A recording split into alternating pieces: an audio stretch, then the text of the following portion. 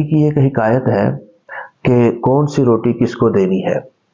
واقعہ یوں ہے، ایک علاقے کے اندر یہ رواج تھا کہ جب شادی ہوتی یا کوئی فنکشن ہوتا تو وہ روٹی کے اندر گوشت کا ٹکڑا رکھ کر کے لوگوں میں تقسیم کرتے تھے، اور جو غریب ہوتا تھا، اگر مہمان زیادہ ہو جاتے اور گوشت کم ہوتا تو اپنے جو بندے ہوتے، اپنے افراد ہوتے، رشتہ دار، ان کو روٹی کے اندر روٹی رکھ کر کے دے دی جاتی، گوشت نہیں رکھا جاتا تھا تاکہ مہمانوں کو مل سکے۔ غریب بندے کی اسی طرح شادی تھی، اس نے ایسے ہی کیا۔ جو باہر سے مہمان آئے تھے ان کو تو روٹی کے اندر گوشت رکھ کر کے دیا، جو اپنے عزیز و اقارب تھے، محلے والے تھے، دوست تھے، ان کو اس نے روٹی کے اندر روٹی رکھ کر کے دیا۔ ایک مہمان یعنی کہ ایک رشتہ دار ان کا اپنا خاندان کا کھڑا ہوا اور چیخ کر کے بولا، غصے سے بولا کہ یہ آپ نے کیا کیا؟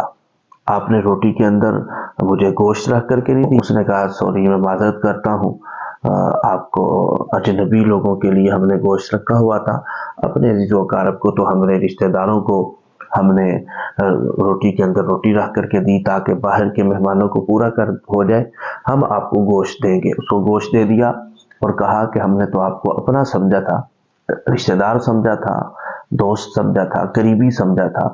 تو آج ہم بھی ہر ایک کے اوپر بھروسہ کر کے نہ بیٹھ جائیں، ہر ایک کے اوپر اعتماد کر کے نہ بیٹھ جائیں۔ آپ نے یہ اب سوچنا ہے کہ آپ نے کون سی روٹی کس کو دینی ہے اور کس پر اعتماد کرنا ہے اور کس پر اعتماد نہیں کرنا ہے۔